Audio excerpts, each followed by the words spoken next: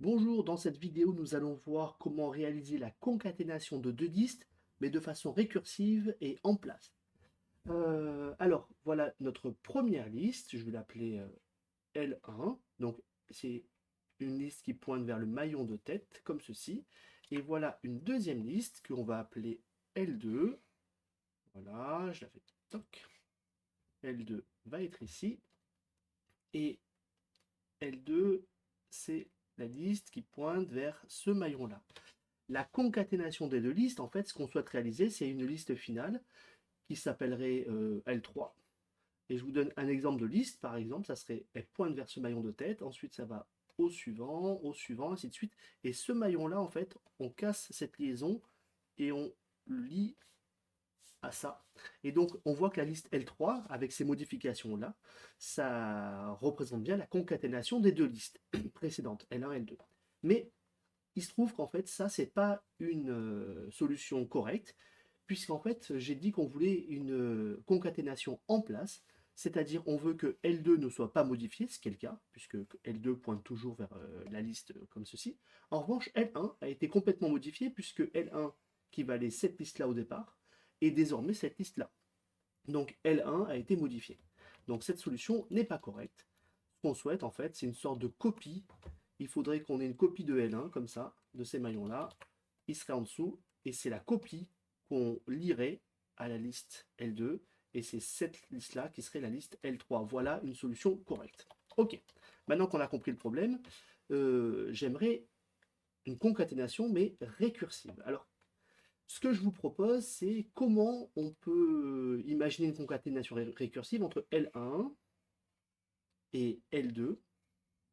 Donc il faut définir la concaténation de ces deux listes en fonction de quelque chose de plus petit, d'une liste plus petite. Alors ici, c'est une fonction avec deux paramètres, L1 et L2, la concaténation. Et ce qu'on va réduire ici, c'est la taille de L1.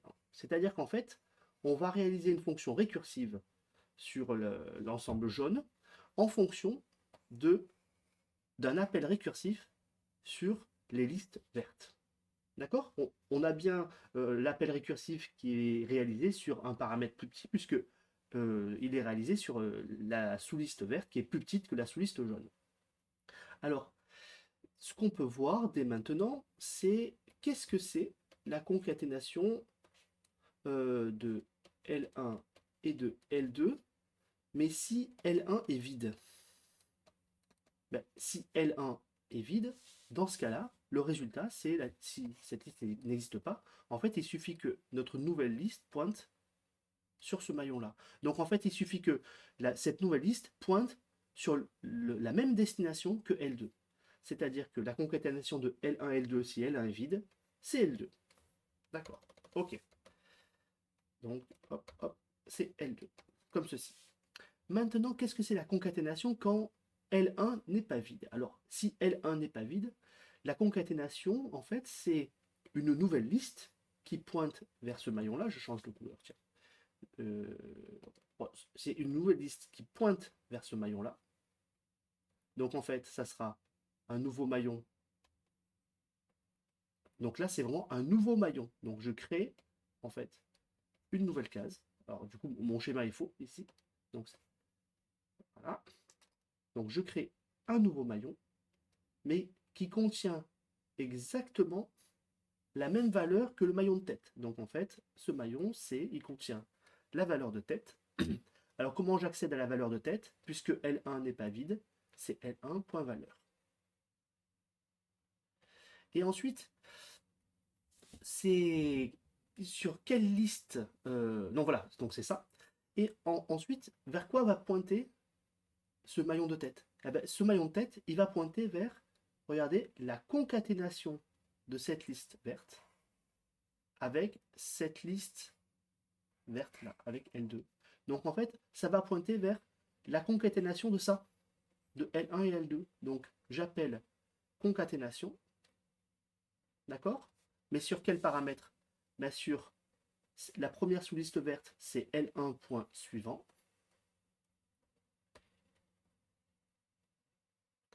Et le deuxième argument, en fait, ben, c'est la liste L2 qui n'a pas changé. Voilà. Et Et ça, c'est dans le cas où L1 n'est pas vide. Alors, ouais, le plus dur, c'est oui, il me manque une parenthèse, pardon. Donc, c'est le nouveau maillon, ça, c'est la valeur, et ça, c'est la nouvelle liste. Et ça ferme mon nouveau maillon. Donc, oui, le plus dur, c'est à concevoir, en fait, c'est à penser que ça va marcher. Mais regardez bien, hein, en fait, je crée un nouveau maillon qui contient une copie de ma tête de L1, et ensuite, je pointe vers la concaténation de tout le reste. Dit comme ça a l'air faisable. Et pourquoi ça va s'arrêter? Puisque L1 valeur, donc c'est-à-dire, pardon, puisque L1 suivant, voilà, il est là mon curseur, pourquoi ça va s'arrêter? Parce qu'en fait, L1 suivant a une taille strictement plus petite que L1, et donc on effectue bien un appel récursif sur un paramètre de taille plus petite. Et il se trouve que pour la taille nulle, eh ben, on a une réponse directe. Donc on a bien un cas de base. On a un cas de base, on a un appel récursif sur des appels plus petits, la fonction récursive s'arrête, et bon, bah, elle est correcte, ça c'est une autre histoire. Alors, codons ça dans VS Code. C'est parti. Donc je reprends la même signature que ma fonction concaténation. En revanche, je vais l'appeler récursif, tiens, là. Donc, voilà, et on fait concaténer récursif sur mon exemple.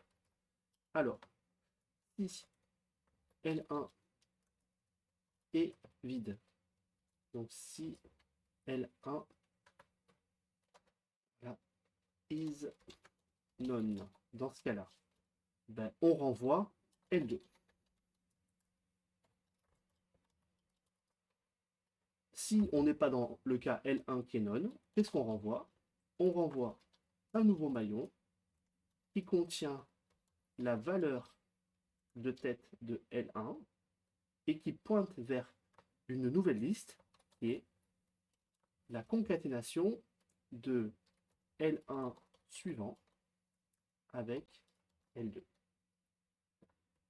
Donc, traduction littérale de la définition, j'exécute mon code sur le côté, et puisqu'on voit écrit OK, c'est que les tests ici fonctionnent. J'en veux pour preuve, regardez, si jamais on avait changé la longueur de L1 et qu'elle était passée à 5, si j'exécute mon code, ici, tiens, ah oui, j'ai pas sauvegardé, voilà, je sauvegarde, alors je recommence, 5, je sauvegarde, et j'exécute mon code. Donc là, on a une erreur, OK. Donc, hop, voilà la version récursive de la concaténation. Pas mal, hein?